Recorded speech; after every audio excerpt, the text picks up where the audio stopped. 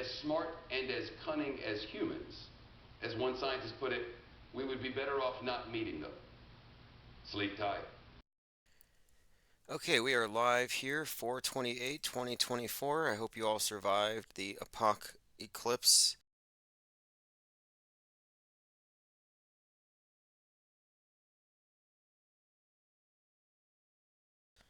The day's not over yet. For those who are hanging on to prophecies, personally, I kind of hope the moon falls. Still holding out hope. Joined here by Osher, Mom with Sons, Michael Cervantes. We survived. Again, you're speaking kind of soon. We might just be arranging deck chairs on the Titanic, like it might still happen. It happened. The eclipse happened. I watched it. Frank Murr, X322G33, received a membership gift. Blue Wrench, let's go. Blue Wrench. No mustard, please. Blue Wrench Lodge. Sink Lloyd and Frank Zen are also now part of the Blue Wrench Lodge. And speaking of blue wrenches, some of them may be turning red over the coming months. We're getting to the point where it's almost time to go back into a temporary quarantine as we codify our mission objectives, our methodology, the philosophy behind what we're actually doing here. Armin Roy says terrible mic sound. Okay, terrible mic sound. Anybody else experiencing terrible mic sounds? Let's go ahead and see if we get any more feedback there. Phones are open 505 349 0420. We are kind of going to be holding off on analyzing the fallout from the various predictions, etc., until tomorrow. I want to give, a few more hours. I don't want to prematurely say everything's fine. Exit your house, take off your space junk helmet, take off your mask. I don't want to give you a false sense of security. So the sky might still fall tonight. So just, again, be aware. Armin Reese says it's cracky. Everybody else says it sounds good. So it's probably on your end. Now, a couple of the things we're going to talk about today. I don't want to spend any more time on chemtrails. I think this is something that's ready for a debate.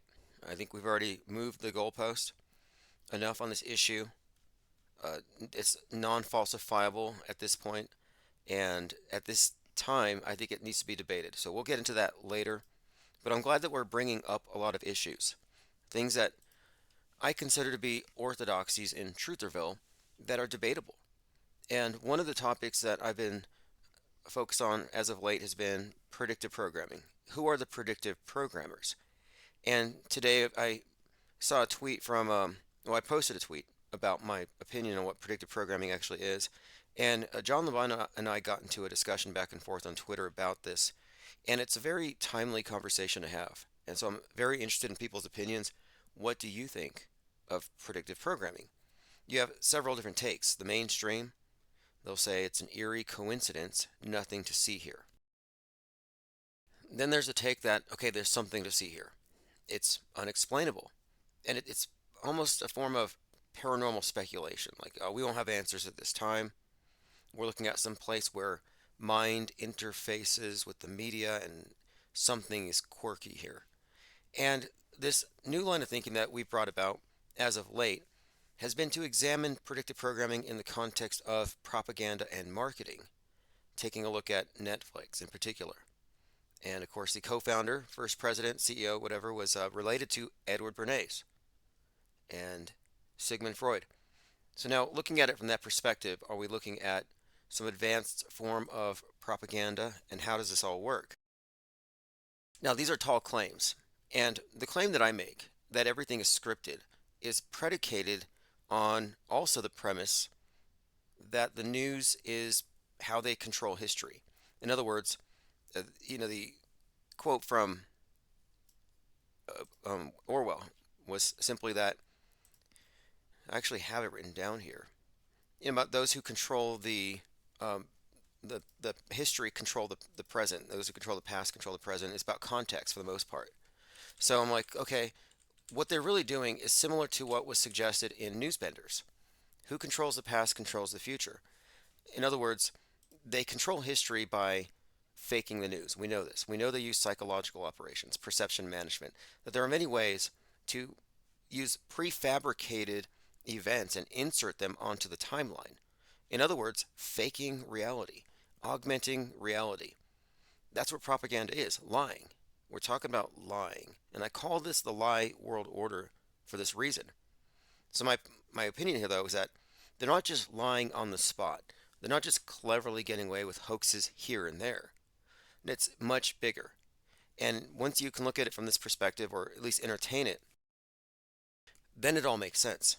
So what I'm suggesting here is that they write the news in broad strokes 10 years in advance, 20 years in advance, 30 years in advance. This is going to happen, this will happen, this will happen. Broad strokes. And everything builds up to it. All these crescendos. 9/11 had 30 years of predictive programming building up to it. Donald Trump goes back 60 years in predictive programming. Now, what I'm pointing out here, my suggestion, is that if you are part of the power elite and your power was based on controlling reality, Orwellian levels of control, like all religions have, like totalitarian uh, governments have. We're talking about total control over a person's internal world. In other words, the the idea of a closed system within media allows them total control over how we see everything. So you can't really dispute it. But moreover, what they're doing is they're imposing a worldview by not only writing the history in advance and faking events here and there to make it happen this way, but they're actually implementing it in real time. So, for example, we can bring up any one of these events, and I'm just suggesting that no, this was known that this was going to happen. This was on the script, like you plan drills months in advance. And what I'm saying is it's beyond just events here and there, but that it's history itself. And what we see as news is really just like a reality TV show in many ways, because they're playing out something that was largely scripted. Not 100%, not every word.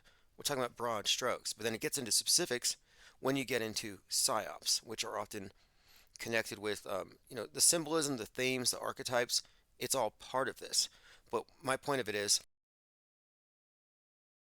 predictive programming itself is helping to create the immersive atmosphere where you have themes. So, for example, leave the world behind. Boat hits the shore, everything starts falling apart. You have planes falling. You have automatically or AI powered cars or whatever. These things are just suddenly going haywire. And now everything that happens in the news following that movie is compared to the movie.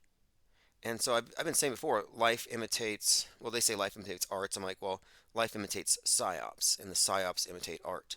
And so what I'm pointing out here is that they are deliberately creating a frame of reference for every news event by saturating our collective psyche, by saturating the immersive illusion with the event, with the themes, with the narratives that will attend it.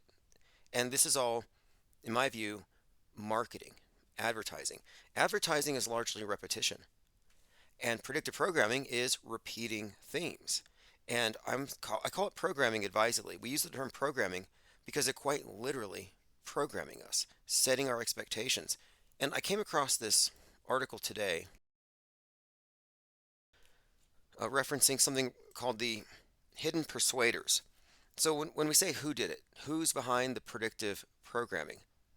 Like I may not know all the names. I can point out certain scripters attached to very specific stories or production companies, and we can get into who we think wrote what.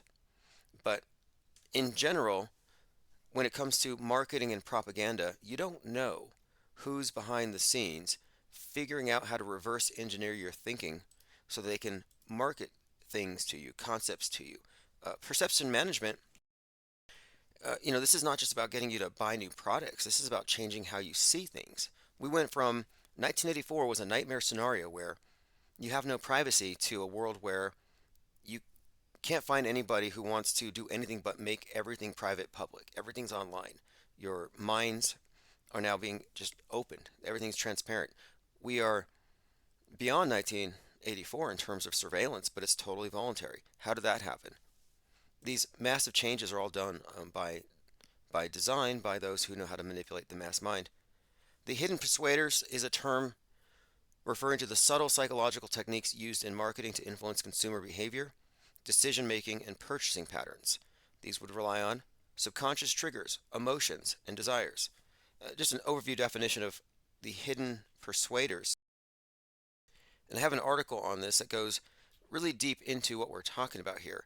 And if you look at predictive programming as a form of advertising and marketing for events, occurrences, and the news that will be presented later, then it makes sense that our news bent reality, and I use the term news benders to refer to the play News Benders, where it's about this idea of news being written 5 years in advance, that we're looking at actors on the world stage. And look, this is not a stretch. Anybody who's examined any of these fake events know that they do drills, they do simulations, they use actors. That is writing news in advance. That is what a psyop is. It's a fake event presented as news. And I'm just suggesting that this is the rule, not the exception. And when you look at it from that perspective, then you can see why I'm saying that there's no meaningful distinction between the news media and the entertainment. The entertainment is a side effect of the propaganda and programming. They make it very entertaining. But I'm saying is these things are one and the same. It's monolithic. Now, mass media is a religion. It's the de facto state religion. This world view shaping machine. I mean, this is a juggernaut. When I say monolithic, I mean that there's no disagreement. I mean, we look at the news and the left and the right. They're always bickering. They're always fighting. We have different news agencies around the world. But look at the points of agreement. Those big lies are what define the parameters of the world stage, the game board that we're on. The things that they agree upon matter more than the myriad of things that they disagree upon vehemently and vocally and loudly. Now, what I'm doing here is this. I recognize that media has supplanted religion. And what's different from religion and media is that media, you think it's journalism, reporting, fact finding, and it's based on objective reality. And religion is about what's beyond, what cannot be explained, the spiritual, etc. And my point being that you approach religion different than you approach education. Like you go to school to learn something, you go to religion to contemplate the deeper mysteries of life. But these are two different frames of thinking. Religious believers and then news consumers who are, independent thinkers, you would hope. And they're analyzing the news, you would think. So my point is that we can understand the difference between knowers, seekers of knowledge, knowers, versus believers. Different standards of evidence. Now, mass media having become, and this is always its purpose, the de facto state religion, it actually creates, out of its viewers, believers. You're not given enough information to know the truth to any of their claims. You're not given enough information to even really accept any premise they establish. It's all a leap of faith. It's hearsay. So my point being here is that media believers are qualitatively different than media skeptics, and they're more akin to religious believers. And I would mostly argue that the worldview that we share today, the consensus worldview, our internalized concept that we're all supposed to believe in, that this is more of a religious paradigm than something exclusively based on science and objective reality and accurate reportage. So as a non-believer, my intent is to demystify the observed phenomenon. So when it comes to the predictive programming question, I really want to stick to what we know. So we know they fabricate events. We know they lie. We know they employ actors to act out fake events to influence the course of history. We know that the fake version of events goes down in the history books, and those of us who know what's going on are deleted. So knowing all of this, is it more likely that the same people fabricating our reality are saturating our minds through all the entertainment media with clues, hints, numbers, symbols, anything? It's all just in there. We talk about it all the time. Is it more likely that this is all part of an integrated unit, or that the fake news is separate from predictive programming and the predictive programming is some kind of organic, spontaneous effect with some inexplicable cause. And that's where our point of disagreement is. Who's the programmer here? And my big picture view of it is this. If you look at the history, whether you believe it or not, of the Bible and how those who translated it into the common tongue were persecuted, killed for it. Why? Power disparity. The power elite don't want the masses to know how to read. You can look at the attitudes of, slave owners to how they, maintaining illiteracy. This is a big deal, maintaining knowledge disparity. Knowledge is, in fact, power. And our knowledge of religion, or the knowledge of the masses, has always been the relationship between the sheeple and the priest, the knowers and the believers. That's a distinction, or a power disparity rather, that exists with media. The insiders of media, the ones who know how it's manipulated, are far more knowledgeable and less triggerable, obviously, less programmed than the sheep who just blindly believe. And I kind of think too that just as those who translated the Bible into the common tongue were persecuted because it was meant to be monopolized, the understanding of what religion is and how it all actually works, they really want to keep that out of the hands of the masses. Like, they don't want you to do your own media. They want you to trust the news sources. So we see a kind of a common theme here. And the common thing is we're not supposed to be media literate. And what they offer in Trutherville is a false form of media literacy, where they say, oh yeah, they're lying, but it's a false flag. Like, the event happened, but they're lying. So they give you a half truth, but they don't take you out of the box. They don't reject the premise that the media itself is wholly fabricating events. It just has you judging the events as presented. So it's not going far enough as an explanation. But we'll continue to talk about this. We're also going to talk about other things as well. Again, we're waiting for prophecies to come true. And today, 4/8, big news. Huge piece of petrified wood blocked the sun. It blocked it about 80% here in Albuquerque, where I am. And I'm referring to it as petrified wood because of evidence. The only evidence I have for what the moon is made out of is what they brought back down to Earth. And they brought back moon rocks. And the moon rocks, according to the Dutch National Museum, are petrified wood. So therefore, the moon is petrified wood. Prove me wrong. All right, let's continue. P. Trippa says sound is 10 out of 10. Good. 2024 Year of the Bridges. Yep. G33 says Hidden Persuaders. Yeah, I'll pull up the Hidden Persuaders article because here's the thing. I think we need to steer the conversation into the area of advertising. When we talk about predictive programming, I think it needs to go into advertising and into marketing, perception management, and that kind of, I guess, area of research, that research, that kind of thinking, reverse engineering how they influence us, how they see us. I think that will take us closer to the truth, and also to understand how covert this all is. We're talking about covert influence, covert manipulation. So the idea of hidden persuaders, well, of course, predictive programming is not something we're going to understand. They keep this out of sight, out of mind. We're not supposed to know. We're not supposed to know that the news is written in advance. And the only people who have a clue about this are the truthers who figured out that they fake events. Every fake event is a news event that was written in advance. It could be a 10-year-old script. So when I say they're writing the news 30 years in advance, is that a stretch? No. The question is how do they implement it? Well, they implement it through, more or less, I would say they are implementing it daily, for example. Like, I don't want to get mistaken here that the news is just the news with the occasional psyop. No, it's psyop as a standard operating procedure. Now, some will say there's so much predictive programming, man could not have done it.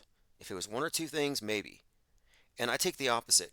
If it was just a few things, a few eerie coincidences, I would say, yeah, that's just the universe acting funny. But the fact that there's voluminous examples of predictive programming, and it even gets specific into concurrent programming. The fact that we can predict in advance what movies are going to be loaded with predictive programming, like the Civil War movie coming out, Fallout coming out. I go to the movies to look for predictive programming. So it's predictable. In other words, the fact that we see a lot of it suggests that this is the standard operating procedure. They do it all the time. These aren't eerie coincidences. We're just now noticing. That's what's happening. We're noticing now how it has always worked. And the more we look back, the more we examine events of the day, we are seeing more and more that, yeah, we're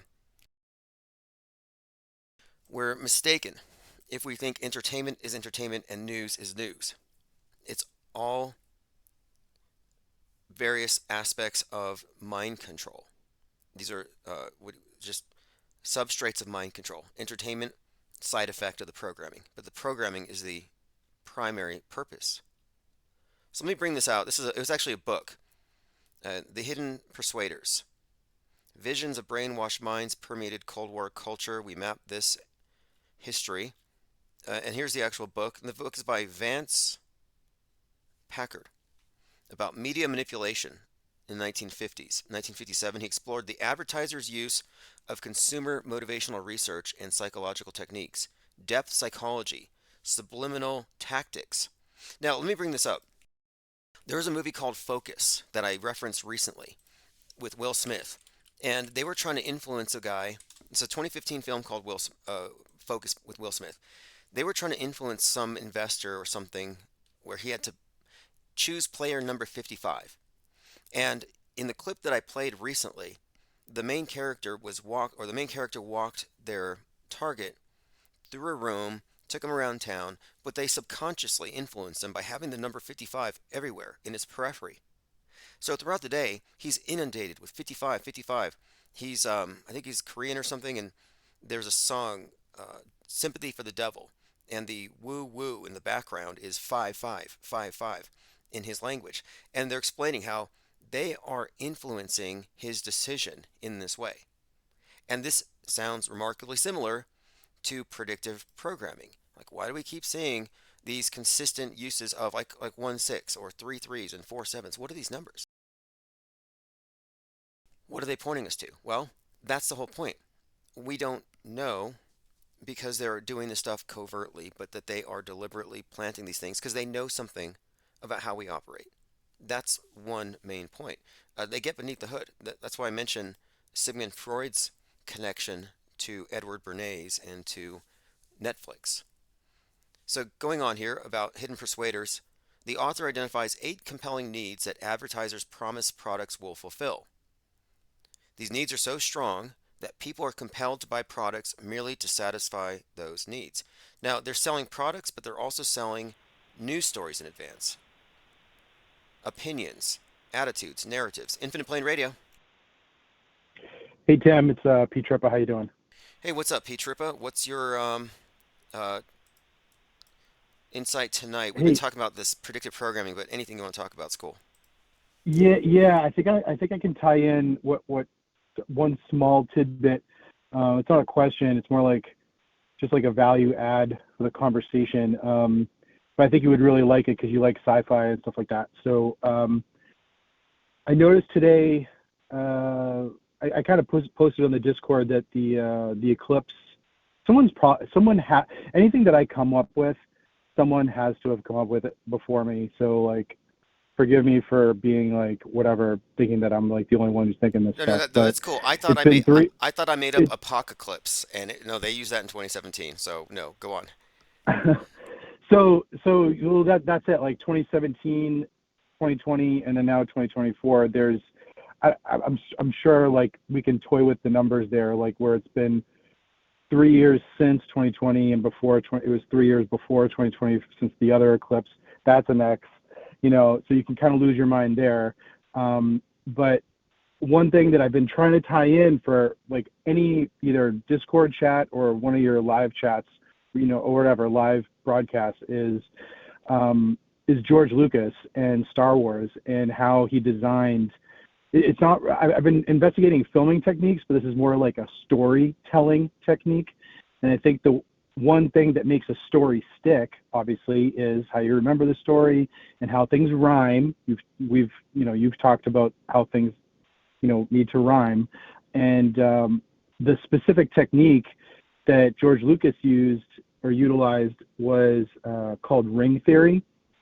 And anyone can Google this or whatever, internet search it, and essentially just it's very simple. Like scenes in, for instance, like episode one, of like the prequels or whatever, mimic some scenes in like episode three, or like episode two mimics things that scenes in episode two mimic things that may have happened in like episode five, like The Empire Strikes Yes, Back. yes, okay, So okay, okay. like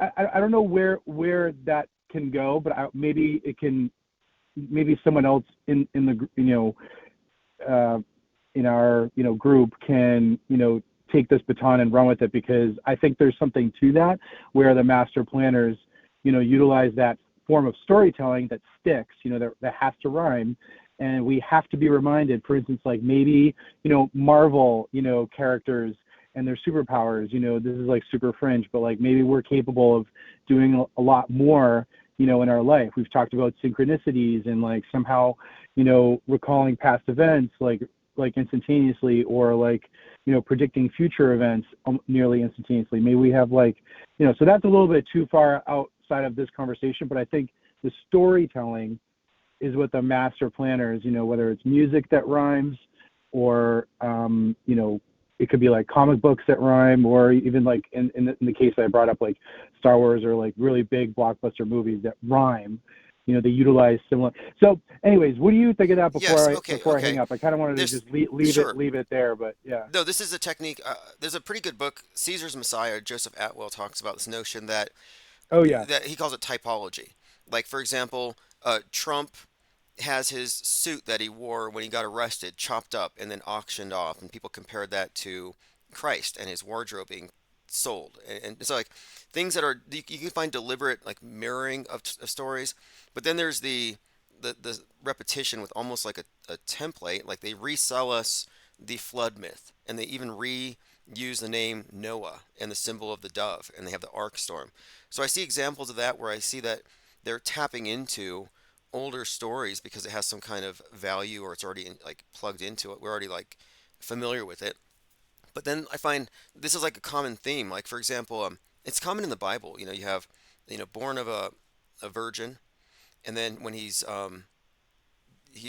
basically the virgin birth thing kind of has a parallel with the coming out of the tomb, a closed tomb, a sealed tomb.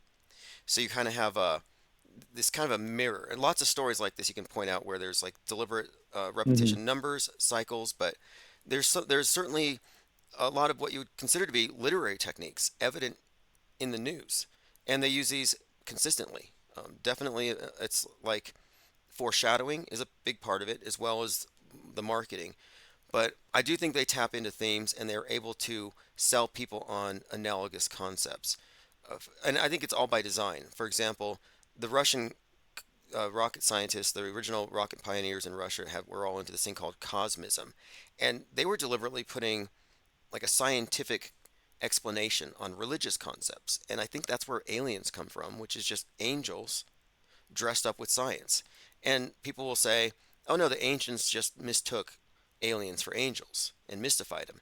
And I'm saying, no, it's a mystic concept that's been rebranded as scientific. So it's sort of like archaic, but it's dressed up as something new. But Hmm. but yeah, to get to what you're saying here is that they are.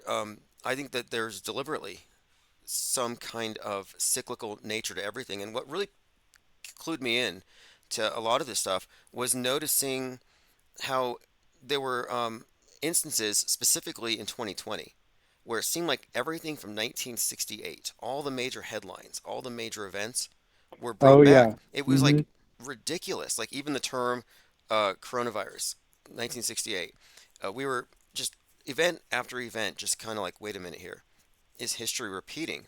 And this is where it really occurred to me that the news events that we see played out specifically the ones that are staged and fake, are oftentimes entirely fabricated.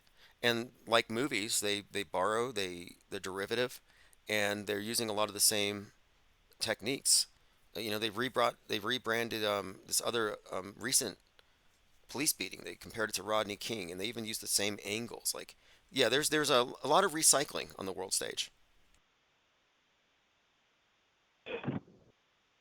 Yeah, and I think the tie-in with the celestial events is key. That there's a lot of other more knowledgeable people here that would probably be able to you know analyze that better. But I think they need to have the stories and the rhymes and this form of storytelling or news telling, so we can follow along with whatever propaganda that they're trying to guide us with. Um, but it's interesting to me just with the celestial event of the eclipses, kind of being like 3 years before, 3 years after 2020.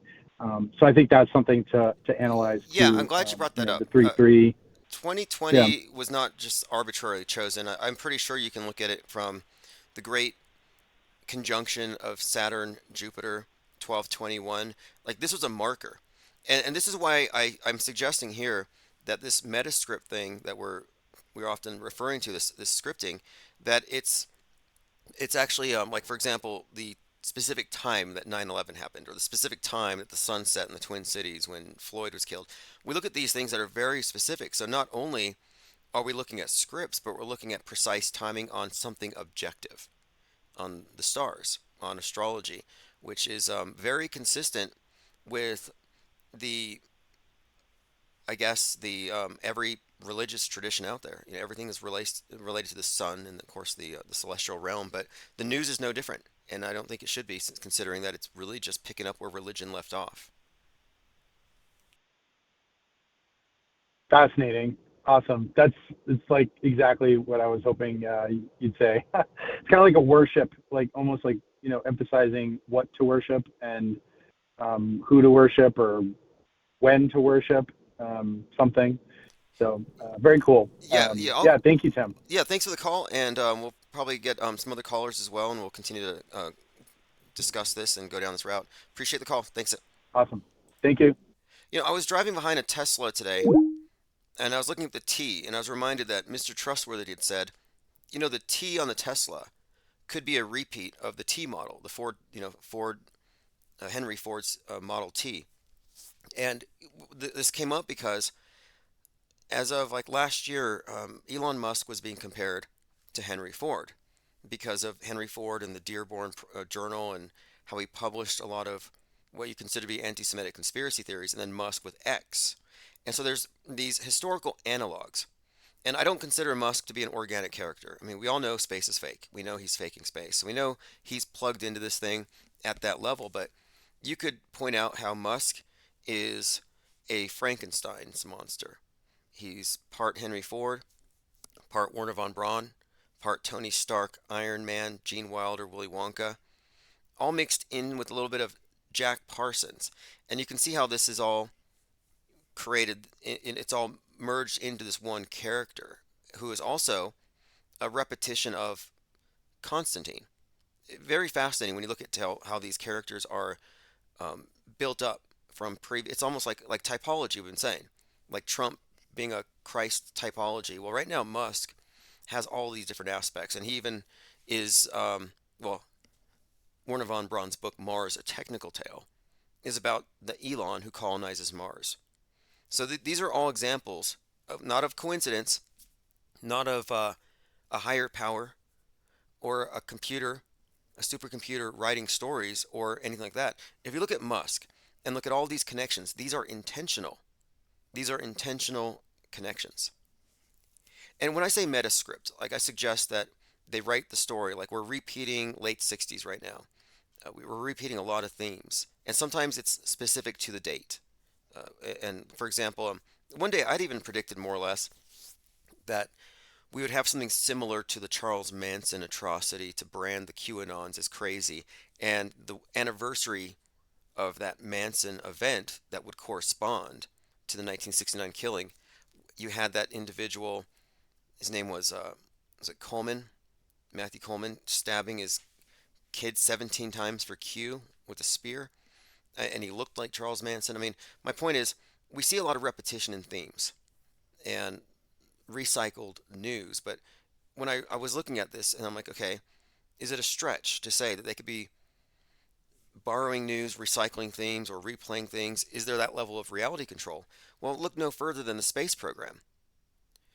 The space program, if you recognize what it really is, it's a story and it's a program, but it's basically a series of plays, a series of events that have man transitioning from earthbound to a multi-planetary species. It's a story. And this is a story told across many platforms, across many years, as we're brainwashed over subsequent generations. That is a meta-scripted story. They've already written the story. It's already been done. They already know. It's not like guesswork. Like, are we going to make it to Mars next year? If we have the technology, I get. No. The technology is movie magic. It's about transitioning us as far as a worldview into believing this and then faking it appropriately. But the idea that they write the news decades in advance should not be a paradigm shock at this point. And knowing this, now we know, for example, on some level they said, yeah, the ISS has to go down before we get onto the Mars bases. The the whole event has to symbolize the fall of the West as a superpower as we become a collectivized humanity as one. The ISS is like a Tower of Babel. We'll connect it to the metaphor of the Titanic as the West sinking, and we'll get James Cameron to work on it, and he'll be doing a documentary about the Titanic on 9/11. Like, in other words, they know 20 years in advance that the space station is going to be pooled in a certain way. They're going to WTC-7 the ISS. It's going to get pulled. Since they know this, now they've got 20 years to put this into the comic books, put this into the stories.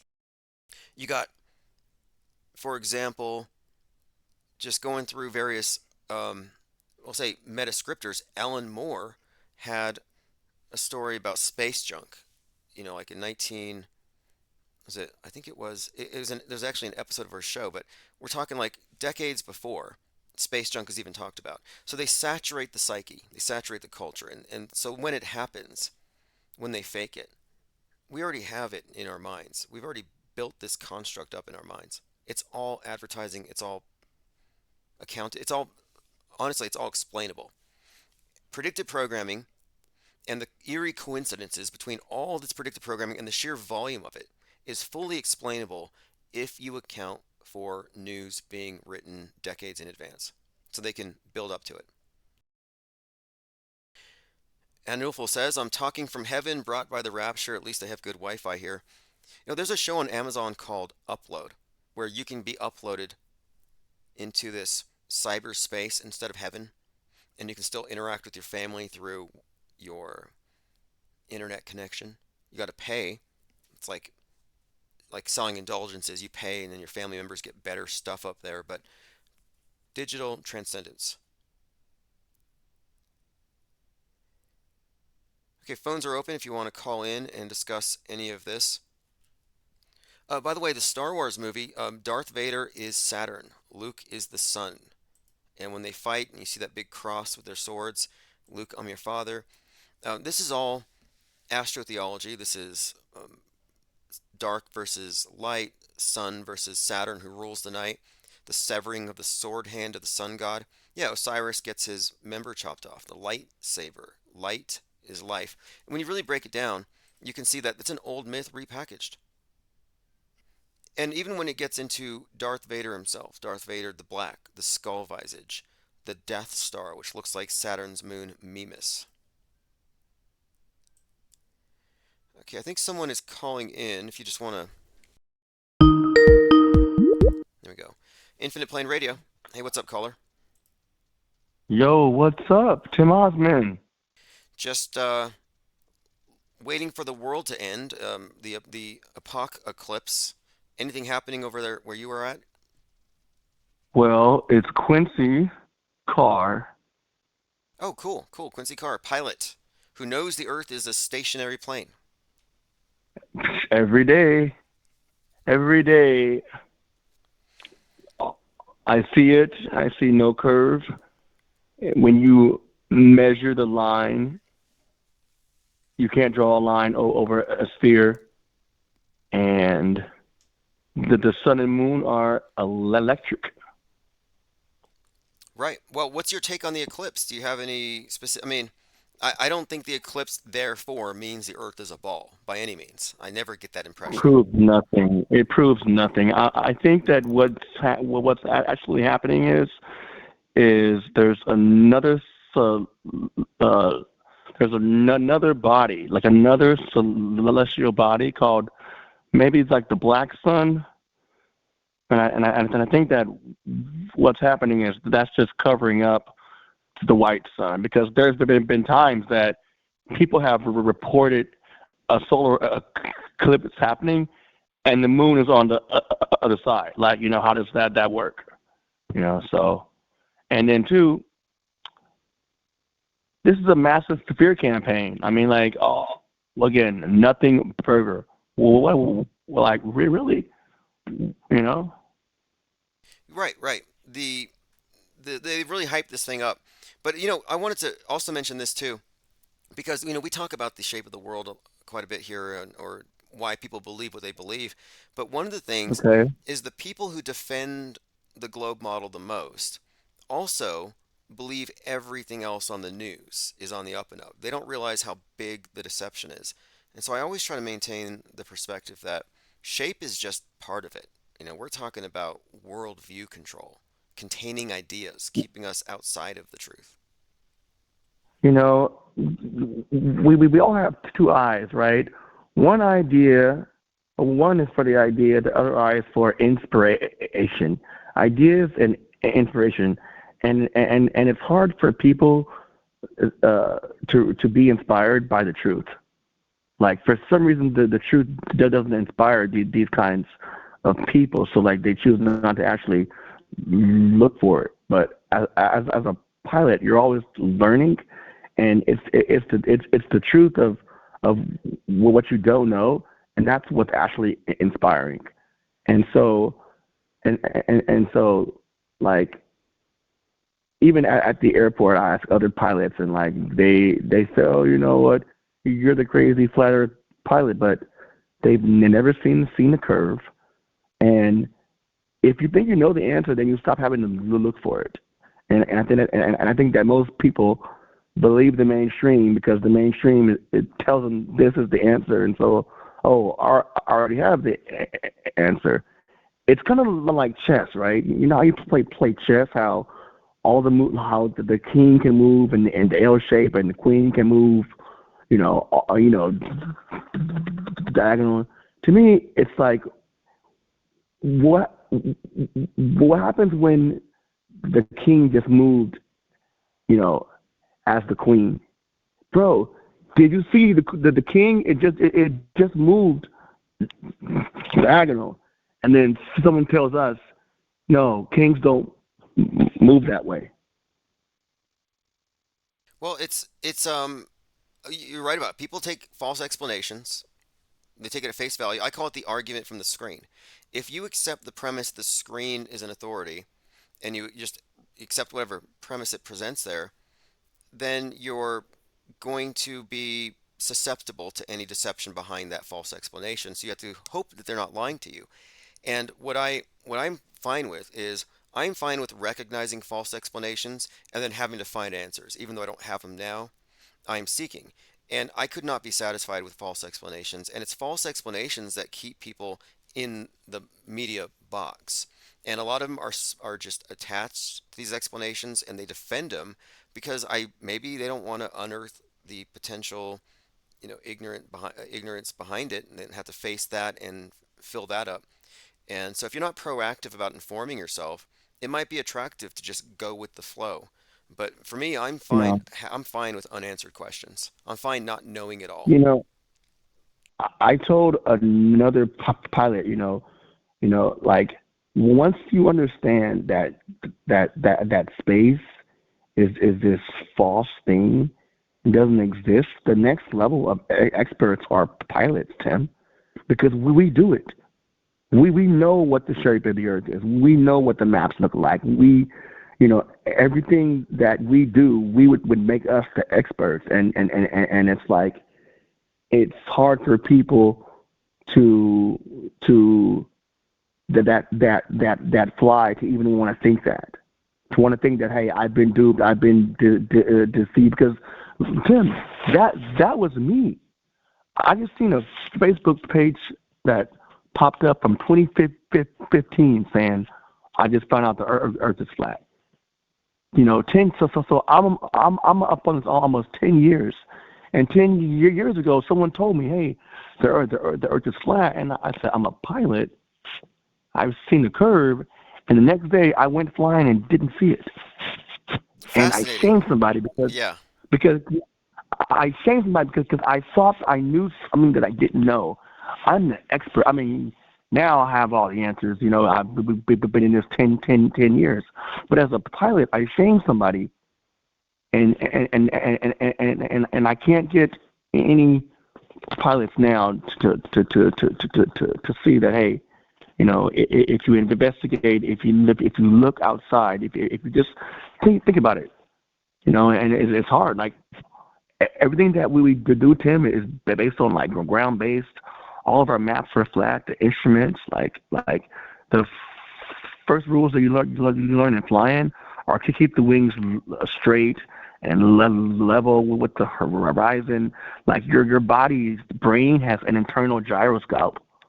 Like your vestibular system that keeps your head straight, so that's an internal gyroscope. When people fly in the clouds, that they get disorientated and they die because they're not used to being able to detect what's level, what's straight. Every day in our lives, we see what's straight and what's level. And when you're in a plane, and especially if you're flying instruments, like so there's an instrument called an artificial horizon, and it's there for a reason. And if you don't stare at it, you can find yourself in a lot of trouble by not staring at the artificial horizon. Now, what's funny is I was looking at a photo of some astronauts on the ISS, right? And they're all leaning at like 45 degrees to make it look like they're floating in space, but their necks are vertical, perpendicular to the floor. In other words, they were responding to gravity, obviously, with their heads, and they're trying to present the illusion that they're just floating kind of sideways and haphazardly, but uniformly, they were all actually perfectly aligned with the Earth, as though they were on the Earth. And so it's just like they couldn't fool themselves. They couldn't make the posture match the illusion they were trying to create. Well, here's what got me on the ISS, Tim, is the fact that I seen a meme that said no electrician would wires that way in a $1 billion project. Just look at the wiring. Look at the wiring. You've got wires hanging out everywhere. Yes. Oh, yeah. It looks like a hazardous workplace. And on that point you made about how you had, as a pilot, shamed somebody on the globe question, I think what happens here is they inundate us in the media with reinforcement, the ball, the globe, space, nonstop. And so whenever you think of that as a concept, your recall draws from even the fictional representations of it, because we've never seen it. So what they do, we've never seen it. It's much like creating a false memory. And I've been studying false memories, how they're created with like faulty eyewitness testimony, and a lot of it is simply prompting somebody to recollect something from their imagination, but not labeling it as they bring it up as imagined. So you can have things that you haven't actually physically processed, but you've internalized it as a memory. So I think there's like a reflexive defense that you don't even have to think about it. It's like the sky's blue or it's a ball. And until you actually confront it and really think about it, it's one of those blind spots. It's one of those things that they get you. Well, one of my plans, Tim, is to write a book called Flat Earth for Pilots. And because I like I teach flying, so like I know how to do flight planning and all this other and things that I teach never have to revolve around the spin or the curve. It's like so that's kind of like where I want to stand for it because not like I'm an expert, but I feel like if I do this all the time and I teach and I've not seen a curve formula nowhere, and to me it seems like like there's like it's just this thing that the truth needs to be out there. Speaking of that, your boy MC Tune said that well, not your boy, but the guy Yeah. yeah, sorry about that, but he said that I shouldn't be teaching flying, Oh, that's right. Isn't he and didn't he snitch on you? He called the AV. Didn't he try to get you Nicktoon? Or you said somebody had called. absolutely. 2 weeks ago, he said I shouldn't be teaching flying, and I responded to him. I said, well, your son's. I said, well, your son's not a pilot because his son started flight training and didn't finish up. Oh, okay, okay. And so I'm writing his son online. He says, leave my son, leave my family out of this.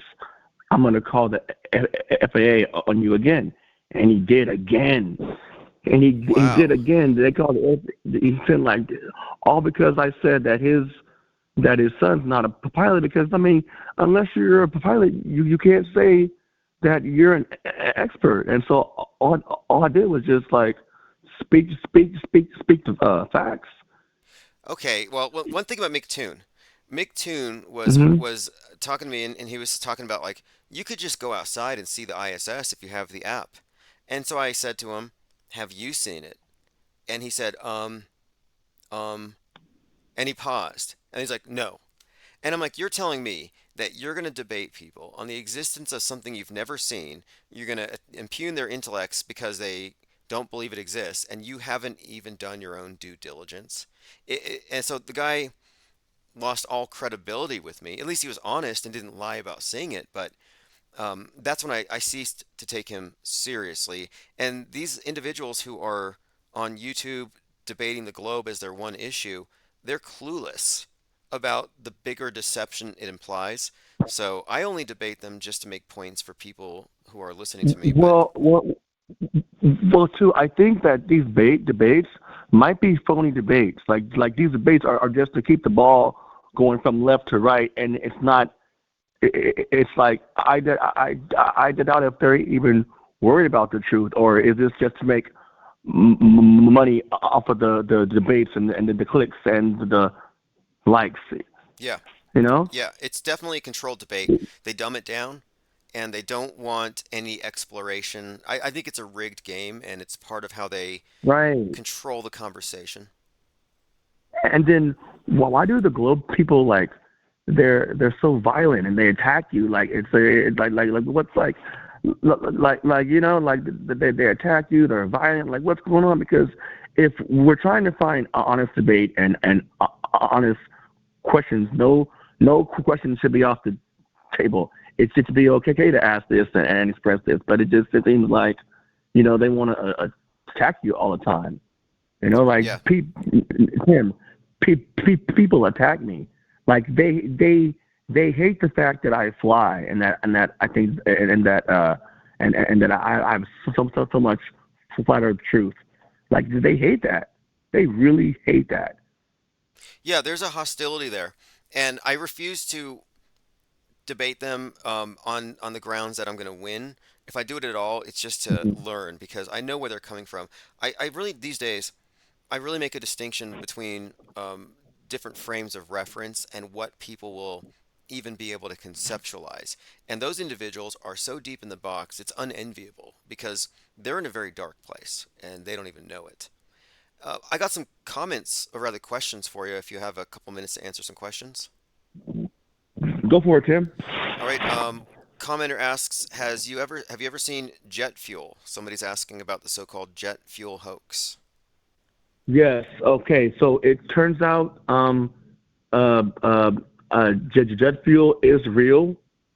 I did speak to a couple of other flat Earth pilots, and they can confirm, yes, the jet fuel conspiracy is an actual conspiracy. Planes do use jet fuel. Okay, okay, fair enough, fair enough. I looked into both sides of it, and mostly it's an argument from incredulity. How could you fit so much into it?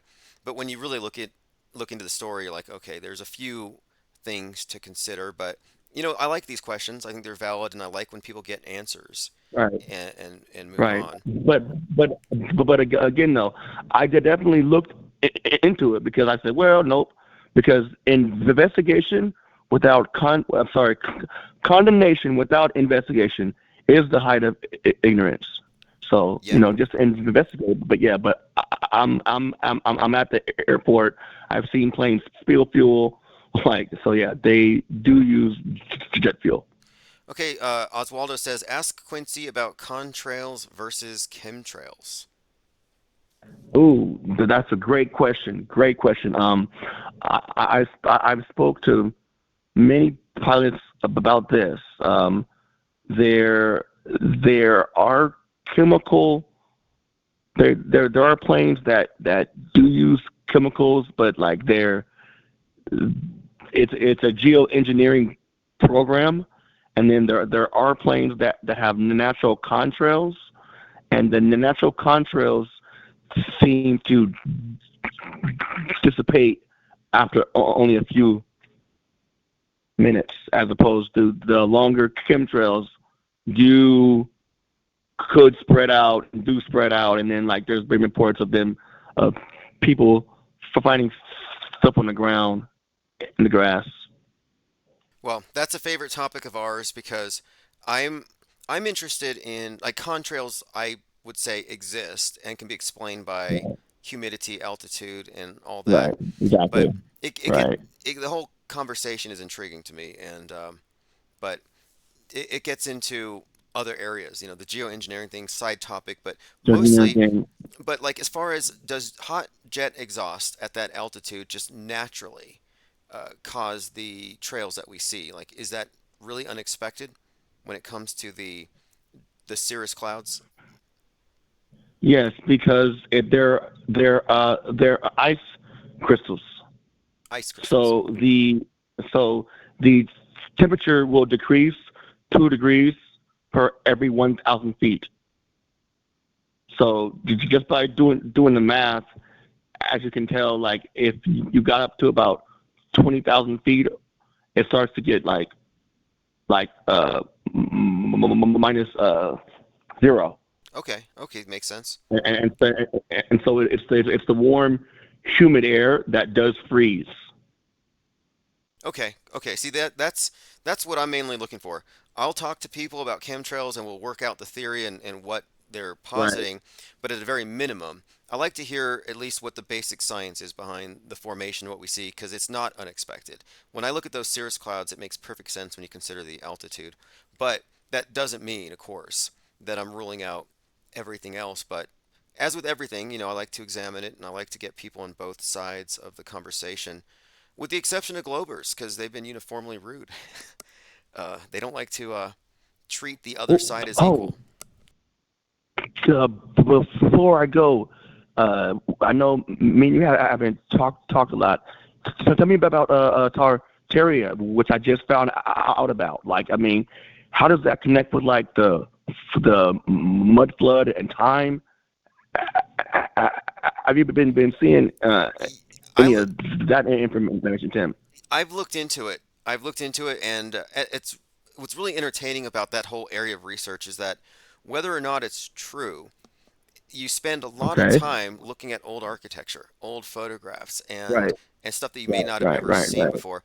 But the premise of it, though, which I don't find all that unbelievable, is that there was some kind of ubiquitous cataclysm and afterward a rebuilding, and whoever rebuilt it gave us a fake history and repurposed Right. a lot of old world infrastructure and made it look like it was new. So this is an idea of course, that our history is radically different than what we've all been Isn't told. It's fascinating, it really right? is, and I can't rule it out as far as it's fakeable, I could say. It's within the realm of possibility that everything could have been reset, but on a claim by claim basis, the Tartarian genre of research um, has its hits and its misses, but I'm still investigating it. But as far as do I believe there was a reset situation or some kind of massive flood that left some kind of sediment that buried an old world, it's Right. entertaining. It's an interesting concept. I really am still looking into it, digging into it, you could say. The word mud flood or the phrase mud flood is kind of like Right. it maybe oversimplifies it because what we're really talking about is something that we don't know precisely what, We don't know. but are we open to the notion that our entire And, history is and fake? and two, whatever this cataclysm event, like, was that intentional? Like, was the intent to do the event just so that we could have a false history? Yes. It's the idea that it's order out of chaos here. We're going to create the event to wipe away history and have another great reset. Yeah, that's what I understood was that because I've been talking about the disparity of power and knowledge between the elite and the masses, whether it's illiteracy or purposeful scientific illiteracy or media illiteracy today. You have these power disparities, and part of it is maintaining a level of ignorance that keeps the masses manageable. So it would make sense for there to be a periodic reset. And this is one of the themes in the Matrix that it was like the fifth or the sixth iteration. So like every once in a while, people get too networked, they become a threat to the power status quo, and so all you have to do is pull the rug out from under them. And maybe they have some technology, liquefaction of the soil, everybody sinks and they start all over again. I mean, it's kind of a horror story if that's Uh, true, that it's worse than nukes in my opinion. It's like something older that we don't understand. But yeah, it could be the case. I mean, it follows a certain rationale that seems consistent with the idea of their symbolism of revolution, new ages, the symbol of the right. phoenix, burn down, build back better, floods, and the ark. It's a reoccurring theme in all of their myths and all these myths: the destruction followed by new creation. What's crazy is I'm actually here in Florida right now, and I'm designing an airplane for wheelchair people to fly, and it's called the Phoenix. So now I'm thinking like, okay. Awesome, awesome. No, that's great. Anyway. I think it's a positive symbol. The idea of the phoenix is simply the idea of getting rid of extraneous stuff that doesn't matter and maintaining the core structure that does, and then building from there. But the phoenix symbol, as we see it throughout the, I would call it the meta script, throughout the programming, Right. it's Hmm. consistently like the biblical flood is one example, but it's the dove. The dove symbolizes the reset, what happens after you burn down. But the American eagle, it has been posited, was actually a Yeah. phoenix, and America is meant to um, burn like a phoenix and then build back something else. But no, I think it's, I Build think, back. but the building back part is the key part. I like Ah, I I personally like like this. that idea. Okay. So it's not So okay. it's So not entirely a negative thing. Like even recently we've been talking about symbolism. Like one of the symbols right. associated with death is the scorpion, and it's symbolized as a symbol of, well, it represents death but also rebirth because in its life it sheds its exoskeleton whenever it Right. outgrows it. So it's limited in its growth unless it dies to its old form and then it begins again. So it's kind of a fascinating symbol. This phoenix thing, it's just so common. I'm like, well, it fits this whole mud flood. It fits pretty much everything about the powers that be and how they maintain a status quo. Cool beans, Tim. Man, I know I haven't talked to you in a while, man, but I've been flying, and you know what? I might have a chance to take this plane, right? Like around the world. And if I would take the chance to take this plane around the world, I'm going to film everything, and I'm going to show that There was never any curvature and to document the flight Well, as I okay. do it. I would So, like to see a picture of it. In fact, I've been talking to some friends recently about how Infinite Plane Radio needs to do some sit-down interviews, and it would be awesome. yeah, We should do something like that because, and especially you're introducing this plane. It sounds to me, it sounds like a great if concept. you came to me, if you came to me, I could fly you around, Tim, and like show you how everything works and video. I'll even may have you, fly the plane. My brother, It's yeah. cool. Look, I'll do it. I'll definitely do it. We have to do this. We have to sit down and talk. And I was being interviewed for this documentary, and he said, "I've been on a Uh-huh. plane." This interviewer's telling me, he's like, "I've been on a plane. I've flown around the world. How do you explain that?" And I'm like, "I jogged around the block. Is the block a Thank ball?" you. So, I drove around the block. I went around. I went around the block. I went around the corner. How do you explain that? Because there's pilots that tell me, no, Quincy, it's round because I've flown around it.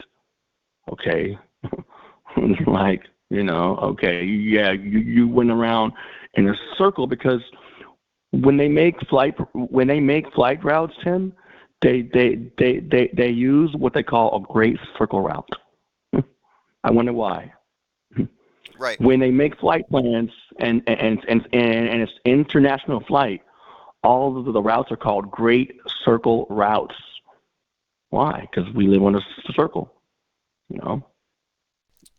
And ask any pilot, they'll say, "Yeah, it's a great circle route," not knowing that the word they're using is not like it's going over what they're actually on. right. I Yeah, mean, yeah. all the all of our flight instruments that we use are circles, and they're based off of the flat Earth model. The idea that the South Pole is the outer edge is how we use what we call VORs to track, where you track to the normal station, and when you pass through it, you're going from. It's called to the from, or from the to. To never turns into from. Okay, okay. So because like if you fly south, right? When does south ever turn into north? Never. If you take anywhere and just fly in a direction and you go south, south never turns into north. North no no north can turn into south because you're going towards the North Pole, but south never turns into north. That's why no one's ever gone around the world from south to north. Only east to west or west to east. Very interesting. Supposedly, I think maybe it was in 2019 or something. NASA supposedly did a north to south circumnavigation. It was in 2021, but it was an ISS-like setup, and it was obviously in their studio, just totally fake. But no, you make a great point here. Um, Definitely though, thank you for the call as always. Thanks for answering some questions, and I look forward to your Phoenix project. This plane, it sounds like a great concept, and I certainly think that you need to be one of the IPR interview guests when we start this, and I'll make that happen. Hey, hey, I really hope to see you soon.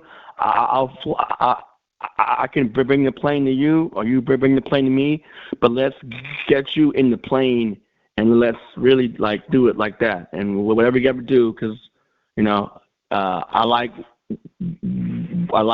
what you do, and I think you're a cool dude, sir. Awesome. Very smart. So Well, it'll be I'm great gonna definitely content. talk to It'll you. be great content. I look forward to meeting you, and Uh-huh. we'll make this happen. Okay, So so I'll be in touch. Have a great I, evening. I will talk. I will talk to you soon, sir. Okay. Awesome. All right, everyone. That's Quincy, the pilot, involved in some excellent projects. And yes, Mr. Trustworthy. Oh yes, the we have a lot of information about Tartaria, and I think it's important to make a distinction between mud flood theory, Tartarian researchers, and retro auto hoaxing. And retro auto hoaxing is really where our focus is, asking what did happen, not replacing one history for another. Infinite Plane Radio. Arman, how Hey, you what's doing? up? How you doing, caller? Oh, Armin Hey. Marie, good to hear you. Yeah, hey. Yeah, just a quick remark. There was a very interesting call with Quincy. But I'll just backtrack a little bit because I wanted to bring up the hidden persuaders again, something that came to my mind, which was um, uh, given that new discovery, let's say, we can now put into context much better why or another of the reasons why the MSM Plus was created. Because one thing that started happening was that people stopped paying as much attention due to other distractions to the mainstream media, being films, being the actual news, and so on and so forth. And so the MSM Plus would focus on the movies that would have this kind of symbolism embedded into it, and would dissect them and would dissect the news reports and would dissect all that, causing the predictive programming to be seen for those that wouldn't naturally or weren't paying attention because they lost interest. Oh, that's really good. That's actually really good. From a marketing perspective, it's like reverse psychology or when they have you discover something. In other words, the masses are entrained to the media, and those who are questioning it, the free thinkers, might see through it, but instead they get caught deeper in the web because they're Correct. inundated with all this intrigue, which gets them to absorb the programming that makes the news reinforces it for them. And yeah, I could see that. They get deeper into the programming. Exactly. So the symbolism that, for example, in what you call Normieville, would be seen because they never stopped consuming the media, be it news, be it movies, etc. But those who got somehow jaded for one reason or another would then be brought back in from the other side. You understand? Instead of seeing from the side of, yeah, this is all real, this is all true, they would see from the side of, yeah, this is not what they told us, but it's real, and still capture the symbolism and still be exposed to the same symbolism, the same hidden persuaders, like you said, which would be left there in the mind for it to be activated later on. And so these channels, um, the MSM Plus, as you call them, then later on bring to the attention that you see this was predicted. This was in this movie, there was the scene, and in that movie, there was that scene, you know? And I know that you also do that with a different perspective, with the perspective of trying to dissect exactly what's going on. But these channels do it from a perspective of giving more divine powers to the elite, let's say, Yes, yes, they you know, do that. In fact, what what what I say, what we're doing here is like predictive programming is preparing us for what they're going to fake, conditioning us because it's so fake. If they didn't precondition us, we wouldn't believe it or we wouldn't pay attention to it. But the general consensus has always been among truthers that they're hinting at what they're going to do, which is fundamentally different. It means not only is the stuff scary, but it's premeditated hmm events. And yeah, these are two different takes, and I've often pointed out that the truthers think they have woken up because they seem awake compared to Normieville, but they've actually just drifted into a nightmare. And the nightmare, everything is more immediate. So, like, I didn't pay attention to the news until I learned that there were reptilians controlling the world, and then I suddenly started paying attention. Like, in other words, right. they can You were sucked in again. Yeah, they found yeah, some way to make me think, okay, it is worth paying attention to. It's so terribly boring, but now there's some more intrigue and it's more immediate. And yeah, it's a clever trap because it catches in the net all of the wandering minds. It just manages to capture them correct. without giving them the full truth that this all is fabricated. So instead of waking up, they get into a nightmare state, and it's prolonged, of course, by all the other influencers who are just there to, here's your fear of the day. Here's the current thing to be outraged about or scared of. Yeah. And so it gives call them controllers, elite, whatever you want to call them. It gives them these seemingly divine powers that are exactly the description of the demiurge. So the demiurge is, in essence, a mythological figure, energetically, that believes he's God when he's not God. You understand? So, in a sense, they are taking onto themselves, like you say. What did you say? The word was that Crawley used to do. They incorporate. Is that the word? Um, Yes. yeah, they incorporate that archetype, let's say, into them, and they use it as a technology. They believe themselves to be, and therefore they act as such. As you've described in previous lives. Yeah, recently That. I've really been making use of the word hyperstition, which is different from superstition, but the difference being, you have a superstition and nothing in reality confirms it. But a hyperstition is something that people accept to be true because it's confirmed through feedback. Not that the feedback Right. makes it real, but it's like, for example, the controllers of the media introduce a new villain, a new type of school shooter with a different political agenda. Mhm. And now this doesn't exist, but now it's talked about, it's responded to, politicians are Correct. talking about it, and now suddenly we're all on the lookout for something that doesn't exist. But you can't say it doesn't exist because it exists in the simulation or the world view that we internalize that I call the world stage. It's a And voodoo doll. Yeah, it's a voodoo doll. it really is. It Yeah. becomes like real Hmm. by it's de facto real. And this crazy thing about this is that you and I are real, and we're really looking at the stuff closely and trying to figure out the truth.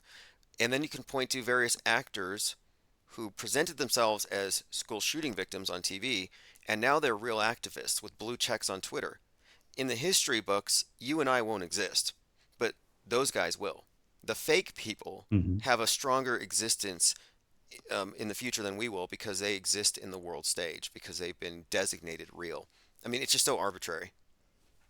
Yes, and their existence, let's say, their characters, their mind characters' existence is dependent on the world stage. So if the world stage crumbles, or if there's a drastic enough change in the context, let's say, then the mind character dissolves, and I believe that the person becomes, at least for a while, nothing short of, metaphorically a zombie, because there's a void there that immediately emerges. The mind character dissolves because it was dependent on these beliefs, and all of a sudden it's lost. The mind is lost. The mind is shattered completely. You understand? If that happens to the world stage, and that is one of the greatest blocks that prevents people from these quadrants to look into these things. Even if they see something wrong, they will turn away because they know it's a survival instinct. They know that their survival, their very mind survival, is at stake there. So yeah, In a, but in we've a, talked about that in a very real previous. sense, in a very real sense, if you look Yeah, at yeah. traditionally doubters of religions, apostates, Uh-huh. heretics, they met with some pretty terrible endings. And it seems to me that the mainstream media is as the de facto religion does create its pariahs, its Yeah. apostates, its non-believers, and it attacks them accordingly. They make it socially painful and Yes. cost prohibitive to go against the grain.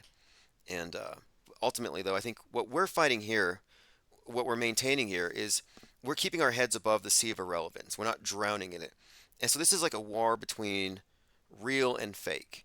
And fake won a long time ago. I think it already conquered. Fake won through, artifice, the pre-scripting of reality, the imposition of a false worldview by the elite to control the masses, the village that they put us in.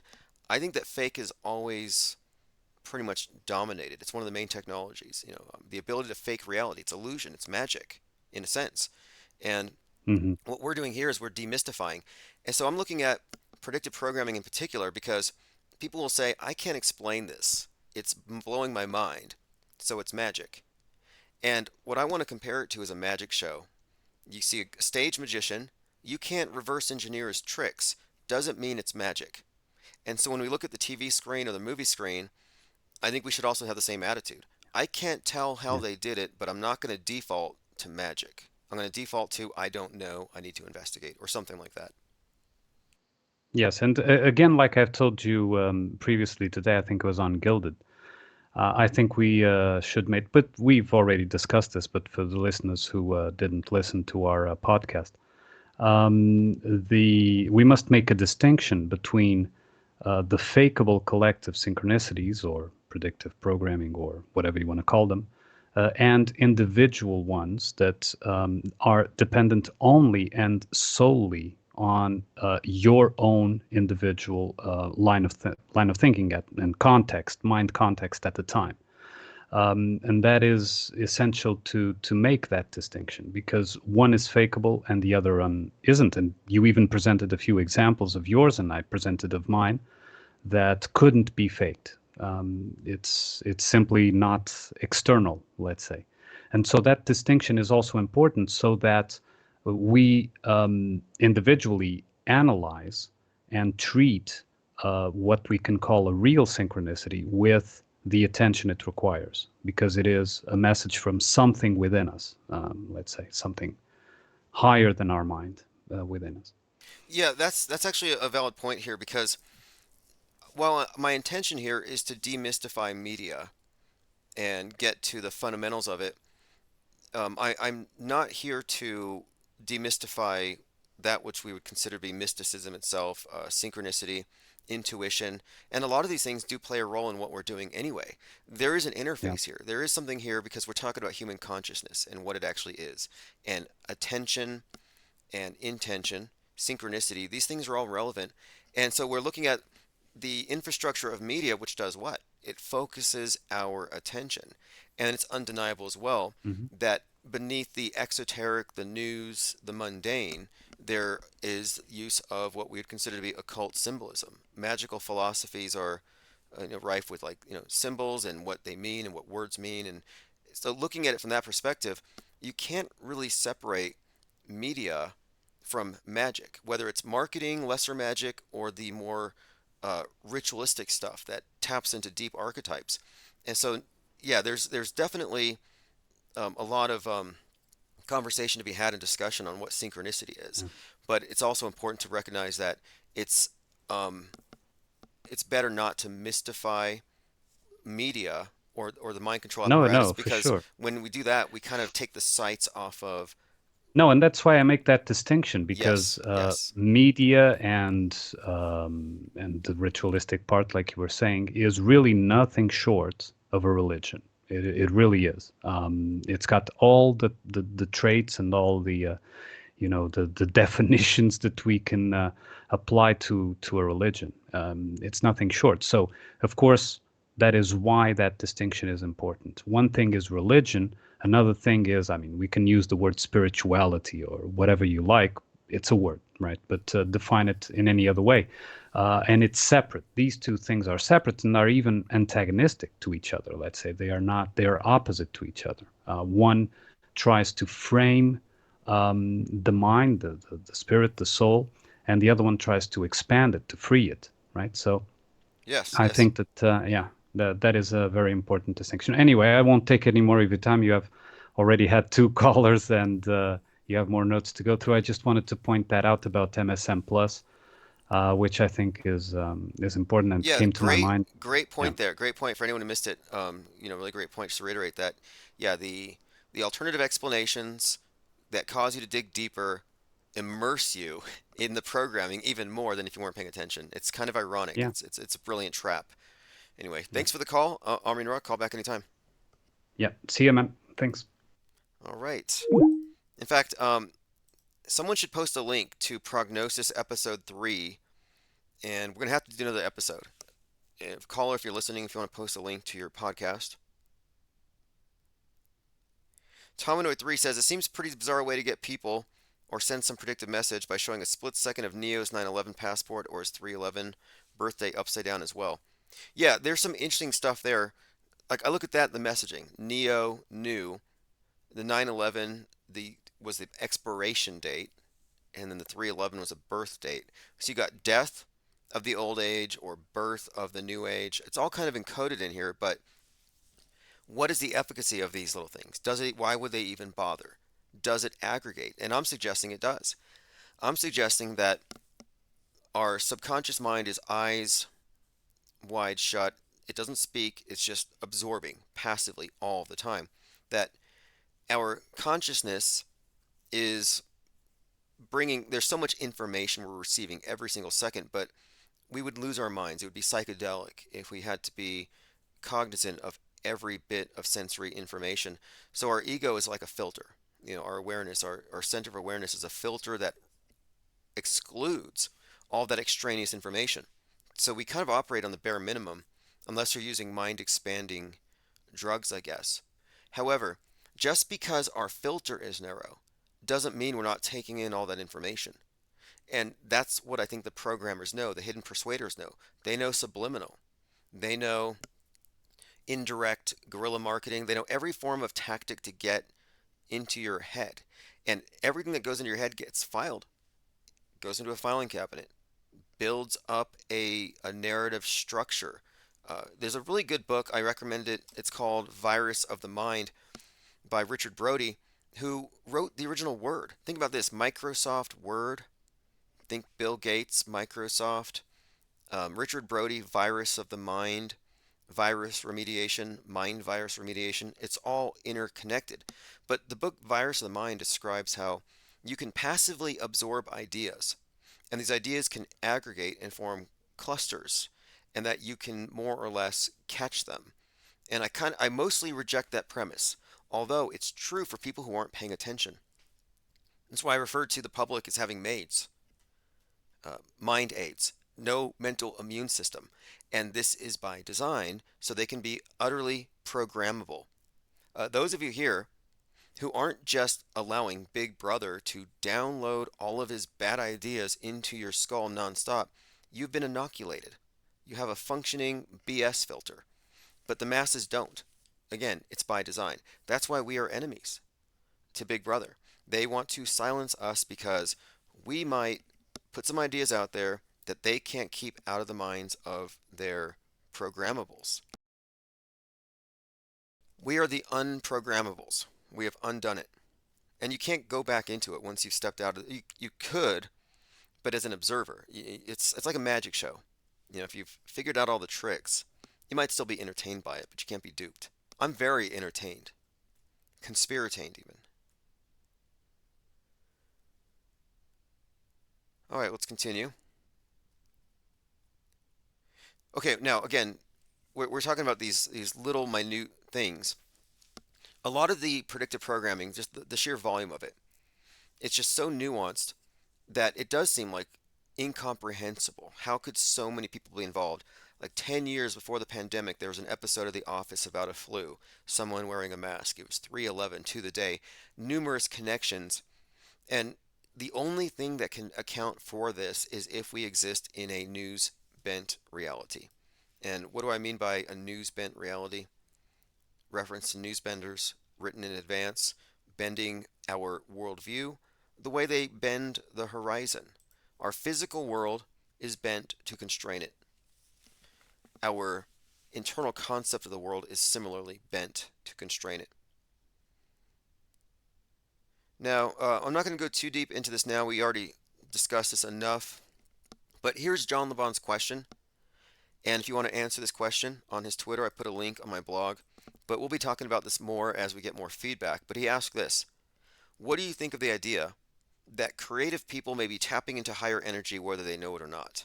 That is, the ideas come to them out of nowhere, but are coming from that higher energy for want of a better term. And this was in response to my suggestion that predictive programming is just a form of advertising and propaganda. So the higher energy, the higher power, I will admit, just from personal experience, and I do believe this is the case, that when one is working creatively, that creativity itself is a conduit to synchronicity. Synchronicity is the experience of meaningful coincidences unfolding in time space. But I think that when you're engaged in creative work, what are you doing? You're specifically seeking uh, meaningful connections, and you're seeking to realize these meaningful connections by externalizing them into some form of art, literature, writing, poetry, whatever. And so you're, in a way, you're manufacturing your own synchronicity, or you're encoding something with meaning. But the point here is that yes, many artists are inspired. Many artists experience these things, and maybe they don't know where their ideas are coming from. But when it comes to predictive programming, I think what gives it away as something with a human origin is the political utility and the timing, and of course the specificity. So, for example, I mentioned James Cameron. Well, James Cameron produces a movie called The Titanic. Splits in two, sinks one half and the other, has jumpers, very 9/11y. Now, 3 years later, on 9/11, James Cameron is at the scene of the Titanic doing a documentary called Ghosts in the Abyss. So you have this connection between 9/11 in predictive programming, and on 9/11, he's at the Titanic. So this furthers the link between the Twin Towers and the Titanic. But there's a deeper link. The Titanic has long been considered a metaphor for the West. So then you correlate this, the sinking of the West, the World Trade Towers, James Cameron, what else is going on here? And it gets even deeper when you go into the other movies that he's produced that reiterate certain themes. Ghosts in the Abyss was the name of the documentary. He's in a submersible called the Deep Sea Challenger. So, okay, Challenger. Deep Sea Challenger, Ghosts in the Abyss. The Challenger in the Abyss, Abaddon, Apollyon. We're talking about the Revelation 9:11 about the abyss. So there's these biblical connections to this challenger, this destroyer in the abyss. And then furthermore, James Cameron, JC, 33 trips to the Titanic, $33 million mansion, Twin Towers were up for 33 years. There's a cohesion between the body of symbolism that reiterates the same story. So what is the story?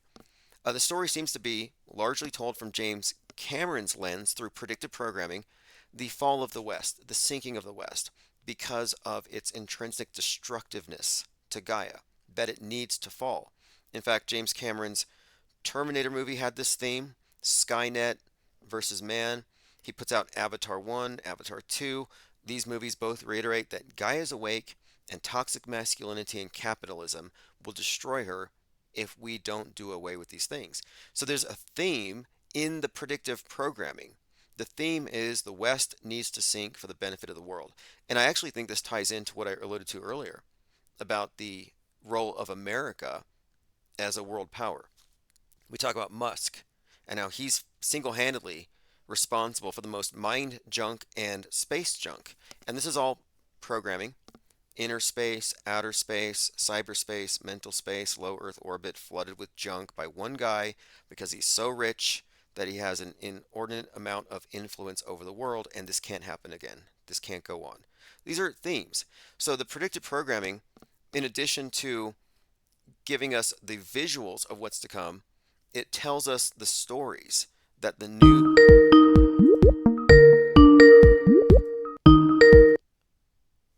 Infinite Plane Radio. Hey, how you doing? Very well. Just talking about what I believe to be the most down-to-earth explanation of predictive programming. What's your take? Higher power or people in low places? Uh, People in all places.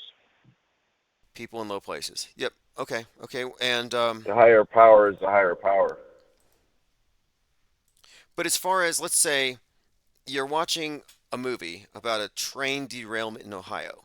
The next day you turn on the news and a train derails in Ohio and it creates the same toxic airborne situation. What do you call that? People in low places. Okay, okay, because according to Infowars, The that eclipse, uh-huh. Oh yeah, I higher want power, like like like the synchronicity of what happened. Well, if anything, How man, they come together. well, we imitate nature. Man imitates, and predictive programming is, for the most part, I think, preparation for what they're going to do in the news, which imitates what we've already experienced internally. It seems to make more sense. It's a cohesive explanation. But I'm open to being wrong if somebody can provide for me uh, I evidence. mean, yeah, Ohio and all that stuff is definitely more manipulatable. Manipulatable. Good word. Fakeability, manipulatable. These are important things to consider when analyzing anything we see on the screen. Yeah, they got the resources. Good point there. I mean, how many millions of dollars a day do we give to NASA? And we know they're not taking us to Mars. We know that they're focused exclusively on controlling our inner space. So it's not like they don't have a budget to produce the daily movie that we collectively experience, as our news media. I think part of their budget is our attention. Sure, we literally pay attention. We pay on many, many levels, you know. I kind of called about the eclipse. Yeah, how was it where you were at? 'Cause, I mean, we had 80% It, darkness here where I was. yeah, 80%, huh? Was that got pretty dark, huh? Yeah, the sun was crescent. It was pretty gray all around. Birds were quiet, and most people weren't. Most people are just going about their business. But I was handing out glasses to people I came across. That's nice of you, bro. Cause yeah, where I was at, it was pretty good. It got dark, it got cool, and I had heard that stuff, but I was like, okay, it seems like clouds rolled in right towards the peak, but it still was noticeably dark. It was like a different kind of color of dark, Yeah, yeah, definitely. like gray. And I didn't notice like I guess it was quiet. I guess I didn't wasn't paying attention to the birds, and I usually do, but I was working, so The total I eclipse didn't have glasses. was like I watched that. Excuse me. I watched the total eclipse, and when that happened, it got dark, a little bit of a breeze, and then dogs in the background started howling. But it definitely felt something really felt strange about it. I think it's the sensory deprivation of the dark glasses, and then you're staring at the Eye of Sauron. But it feels somewhat transcendent. Like I think that maybe is what it feels like after you die or something. I don't know. The sensory deprivation is what did it for me. I mean, it's kind of my point is the energy, because it's a event. Like I said, like that's to me that's like a God event. Uh, just in symbolic terms, Well, you know, look, they could. we talk about Because what did symbolism, you say? You said the lower powers lower powers, and then what was the or higher things. Yeah, higher powers. yeah? So higher power. Yeah, to me that's like I said, it's a higher power thing down here. Yeah, they got the resources to do lower echelon stuff. G lowercase God, right? So yeah, um, I feel like there's energy there because it's been throughout the ages, and people have taken advantage of it throughout the ages. Allegedly, if you research anthropology, like people like they all like the high priest, they would say the snake god is eating the sun, Sure. There's and then it also would come the back. the symbolism. They Like do a little shake and a dance, and then come back, and then the people would that high priest or high priestesses, whatever, will be more vindicated with the people because they're just supposedly. in the field doing what they got to do or whatever. They don't really understand. They're not looking up like these elites back then. So they kind of Doesn't that tell get you in the something though? wish That's wash back then too. that's that's a, that's a perfect example in a microcosm of the power of the elite. If you have some inside knowledge about something that man couldn't possibly do, like an eclipse, and you tell people, you have this sense of predicting the future. I mean, profits. That's why I'm so critical of internet profits. It's always a grab for power. I saw it coming. I had the foresight. And people fall for that stuff. People fall for priests and prophecies and someone claiming to have some kind of direct connection or pipeline to a higher power. I think everybody here kind of wonders why people say that, so they try to figure out on their own, I like to look at the right? sun and moon as like Carl Jung's take, the alchemist of the take of the sun being representative of the logical mind, the day, of course, the light, the intellect, and then the moon is the subconscious, the dreaming mind, the part we don't control when we're in the dark and our senses don't do us any good because we're lost.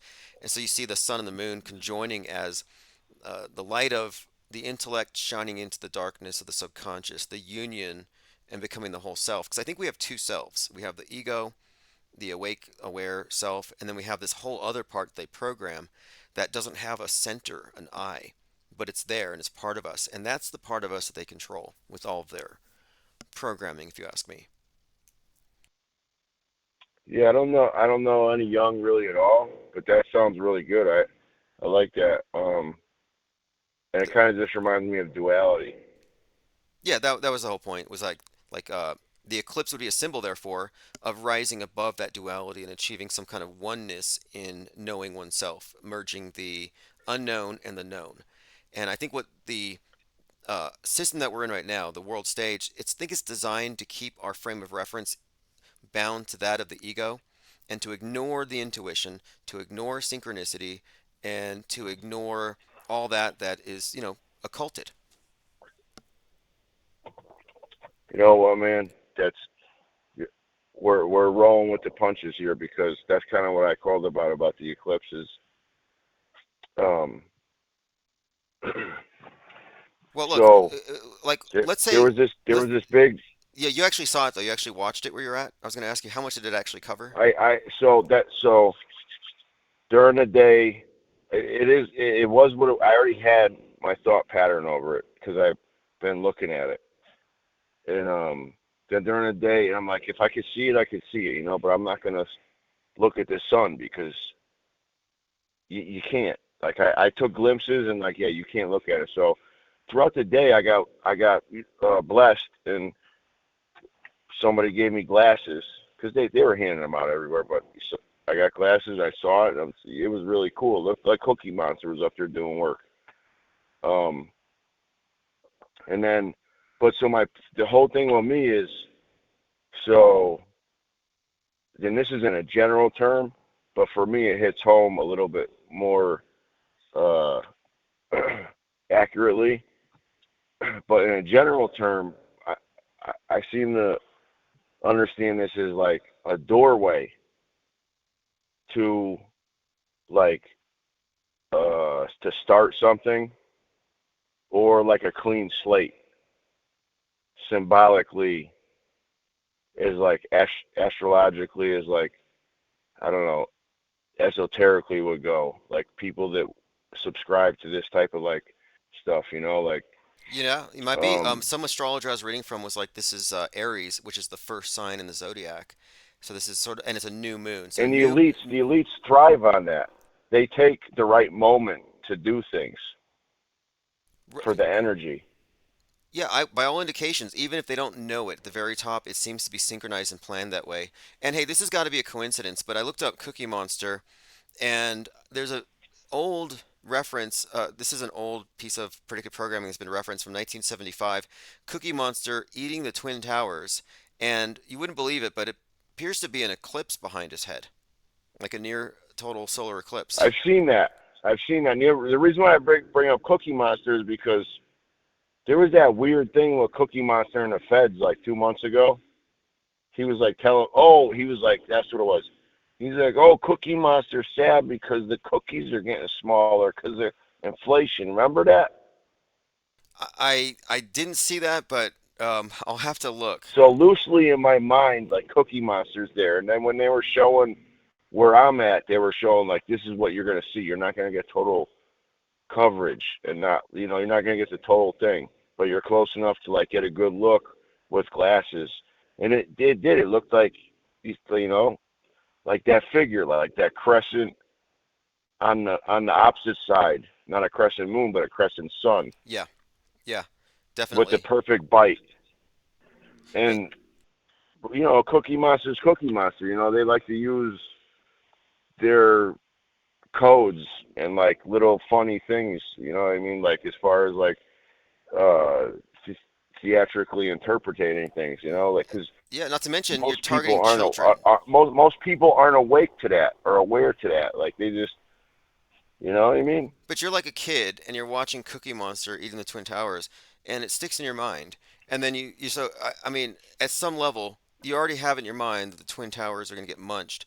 And it reminds me of like when you're a kid, they tell you about space rocks killing all the dinosaurs. Like all that stuff is just setting the stage for your future. Yeah, yeah, yeah. Predictive programming, like you were saying.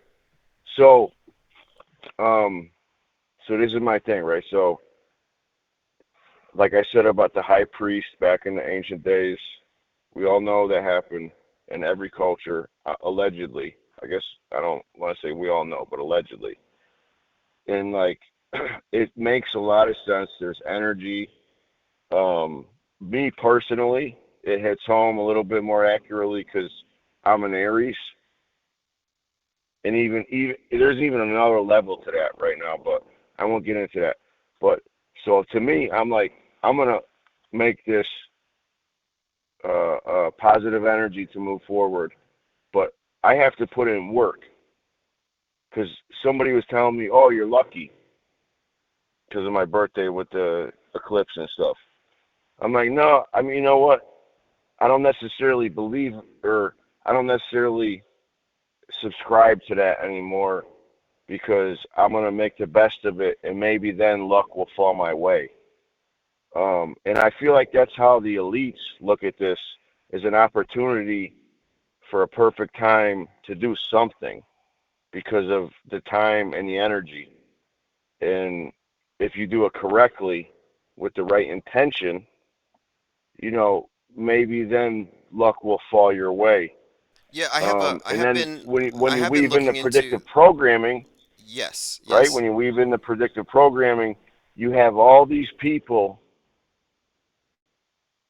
nationally for certain, maybe globally. I hate to use that word, but you guys, but it is what it is. I don't know what to call it, but nationally for sure, Just and call it the then G word. throughout the G word, like there's a lot of people paying attention. Like you said, they're paying attention.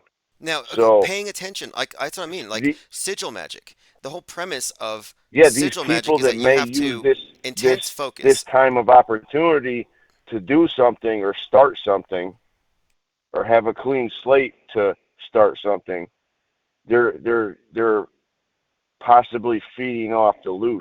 They gotta be. Look at New Year's. New Year's Eve, the dog star Sirius reaches its crescendo for the year at midnight, then it drops. So what you're actually doing on New Year's when you're counting down and looking at the ball in Times Square is you're channeling down the energies of Sirius, the dog star, for the new year. And you're doing that whether you know it or not.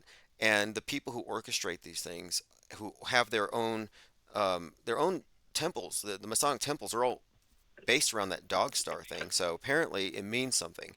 So you're definitely right about it.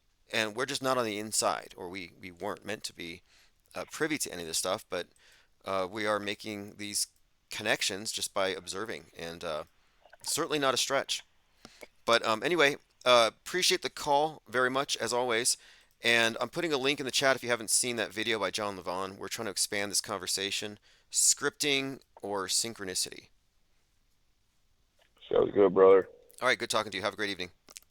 Take care. All right, everyone, that's G33. I wanted to get to this.